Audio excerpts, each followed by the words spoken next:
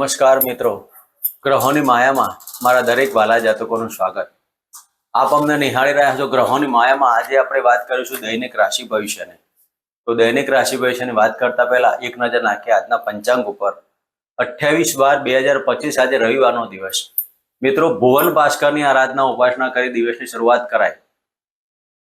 ભુવન ભાસ્કરની આરાધના કેવી રીતે કરવી? તો સવારે સૂર્યના ઉદયથી 7:15 સમય દરમિયાન તાંબાના કળશમાં જળ લેવું.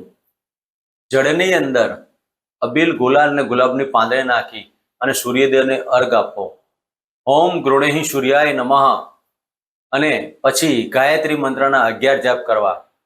આ પ્રમાણે તમે નિત્ય જો તમે સૂર્યદેવને જળનો અર્ઘ આપશો, તમારા જીવનમાં માન, સન્માન, પ્રતિષ્ઠાની વૃદ્ધિ થશે.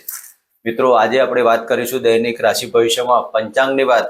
તો વિક્રમ સંવત 2082 ઈસવીસન 2025 પોષ માસ શુક્લ પક્ષ અષ્ટમી તિથિ વર્યાન યોગ ભાવકરણ અને ઉત્તર ભાદ્રપદ નક્ષત્ર. આજના ચંદ્રમાં મીન રાશિમાં પરિભ્રમણ કરશે. આજનો સૂર્યનો ઉદય 7:12 થી 5:32 સુધી. આજનું અભિજીત મુહૂર્ત 12:01 થી 12:43 સુધી. આજના રાહુકાળ 4:14 થી 5:32 સુધી. તો મિત્રો, આ તો આજનું પંચાંગ. હવે આપણે વાત કરીશું આજનો ગ્રહ ગોચર. ત્રીજા ભાવ મિથુન રાશિમાં પરિભ્રમણ કરતા ગુરુદેવ, સિંહ રાશિમાં કેતુદેવનું પરિભ્રમણ, વૃશ્ચિક રાશિમાં બુધદેવનું, શુક્ર, મંગળ અને સૂર્યની યુતિ ધન રાશિમાં, કુંભ રાશિમાં રાહુ મહારાજ અને મીન રાશિમાં શનિ ચંદ્રનો વિષ યોગનું પરિભ્રમણ થઈ રહ્યો છે. મિત્રો, આ હતું આજનું ગ્રહ ગોચર. હવે આપણે વાત કરીશું આજનું એક નાનકડી ટિપ્સ. જે જાતકો ઘણા સમયથી માનસિક પીડાઓથી પીડાતા હોય અથવા તો માનસિક રોગોના પીડિત હોય, તો સમજવાનું કે તમે રાહુ અને શનિના પીડાથી ખૂબ જ પીડિત થાવ છો. તો જ્યારે શનિદેવ અને રાહુદેવની પીડામાં મિત્ર બહુ લાંબા સમયની બીમારી કહી શકાય. આવા રોગોવાળા જાતકોએ એક નાનકડો આ કારગર પ્રયોગ કરી તમારા જીવનમાં સુખ શાંતિની સમૃદ્ધિ કરો. મંગળવારે અથવા શનિવારની મધ્યરાત્રિએ એક લોખંડના પાત્રમાં સરસવના તેલનો દીવો પ્રગટાવી તેનું કાજળ પાડવાનું. અને આ કાજળ પાડી જે જાતક આ શનિ અને રાહુની પીડાથી પીડાતા હોય તેના તકિયા નીચે મૂકવાથી 3 શનિવાર ને 3 મંગળવાર આ કરો. તમારા જીવનમાં શનિ અને રાહુની નષ્ટ પીડાઓ, તમારા ઉપર જે કોઈ ખોટી પીડાઓ કે ખોટી તકલીફોમાંથી તમે હોય, 100% મુક્તિ મળશે. મિત્રો, આ નાનકડી ટીપ્સ આપના માટે કારગર રહેશે. મફતની દવા અને 100% પરિણામ સિદ્ધિ પ્રાપ્ત થશે. મિત્રો, હવે આપણે વાત કરીશું આજના દૈનિક રાશિ ભવિષ્યમાં. પ્રથમ રાશિ તો મેષ રાશિ. મેષ રાશિના જાતકોને 12મા સ્થાને પરિભ્રમણ કરતા આ ચંદ્રદેવ. મિત્રો, આજના દિવસમાં કોઈ પણ નોકરીની બાબતો હોય તો નોકરીમાં નાના મોટા તકલીફો આવવાના કહી શકાય. તમે કોઈ સરકારી નોકરીની તૈયારી કરતા હોય અને માનસિક ટેન્શનો તમને પીડાતા હોય એવું તમને લાગ્યા કરે. ક્યાંક તમે આ નોકરીના મેળવવા માટે તમારી તૈયારીમાં ક્યાંક અછત હોય તેવું તમને લાગ્યા કરે. આજના દિવસમાં માનસિક ટેન્શનો દૂર થાય તેના માટે તમે શિવજીના મંત્ર કરો. ઓમ નમઃ શિવાય. અને શિવજીના મંદિરે રવિવારના દિવસે જઈ શુદ્ધ જળ લઈ અને ઓમ નમઃ શિવાયના મંત્ર કરીને મિત્રો દિવસ પસાર કરે. મિત્રો, વાત કરીશું વૃષભ રાશિ. વૃષભ રાશિના જાતકોને લાભસ્થાને પરિભ્રમણ કરતા આ ચંદ્રદેવ. મિત્રો, આજે વૃષભ રાશિના જાતકોએ નાના મોટા પ્રવાસોમાં ધનલાભની બાબતો કહી શકાય, પણ પેટને લગતા રોગોમાં સાચવવું, કોન્સ્ટિપેશન જેવી બાબતો ઉપસ્થિત થાય તો આજના દિવસમાં વધારે ભારે ખોરાક ન ખાતા હળવા ખોરાકનો આગ્રહ રાખવો. વૃષભ રાશિના જાતકોએ આજના દિવસમાં શિવજીના મંદિરે જઈ અને દૂધ, પાણી અને ચોખાથી અભિષેક કરવાનો અને હોમ રા રાવે નમઃના મંત્ર કરવા. મિત્રો, વાત કરીશું મિથુન રાશિના જાતકોને દશમ સ્થાને પરિભ્રમણ કરતા આ શનિ ચંદ્રનો વિષયોગ. મિત્રો, મિથુન રાશિના જાતકોએ આજના દિવસમાં નાણાકીય પ્રશ્ન તમને સતાયા કરશે. આજે કુટુંબનો કોઈક મેળાવડો હોય, કુટુંબમાં જવું આવવું હોય અને કોઈ સામાજિક કાર્યમાં જવું હોય તો આજના દિવસમાં તમારું માનસિક ટેન્શનોથી તમે ઘેરાયેલા રહેશો. તમારું માન સન્માન ક્યાંક છીનવાય નહીં તેની પણ તમારે કાળજી લેવી.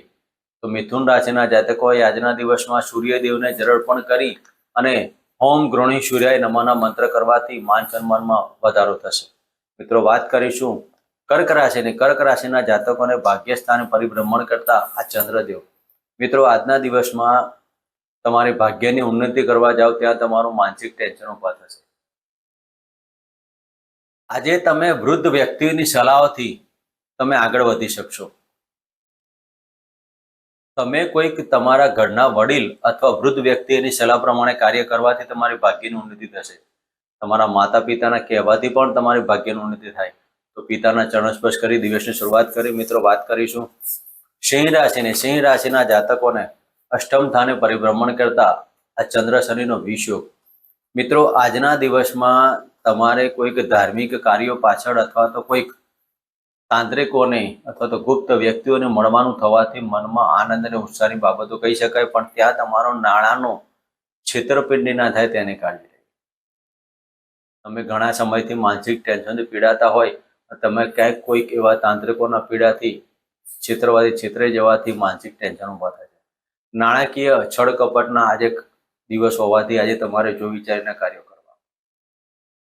આજે નાણાં ઉછીના આપવા પર નહીં અને ઉછીના લેવા પર નહીં. આજના દિવસમાં દરેક બાબતોમાં કાળજી લેવી. વ્યર્થ બ્રાહ્મણો અને વિજાતીય પાત્રો સાથે મુલાકાતમાં તમારું માનહાનિ થાય એવું કહી શકાય. તો સિંહ રાશિના જાતકો આજે સૂર્યદેવને જળર્પણ કરી ગાયત્રી મંત્રના પાઠ કરવા. મિત્રો, વાત કરીશું કન્યા રાશિના જાતકોને સપ્તમ સ્થાને પરિભ્રમણ કરતા ચંદ્રદેવ. મિત્રો, આજના દિવસમાં કન્યા રાશિના જાતકોએ માન સન્માન પ્રતિષ્ઠામાં વધારો થશે. શનિદેવનું લાભસ્થાનના માલિકનું કેન્દ્રમાં હોવું, શનિદેવનું પણ કેન્દ્રમાં હોવું, તો આજના દિવસમાં ત્રિકોણના માલિક કેન્દ્રમાં હોય તો માન સન્માનની બાબતો રહેશે. આજે તમારી કે એક અલગ પ્રતિમા ઊભી થશે.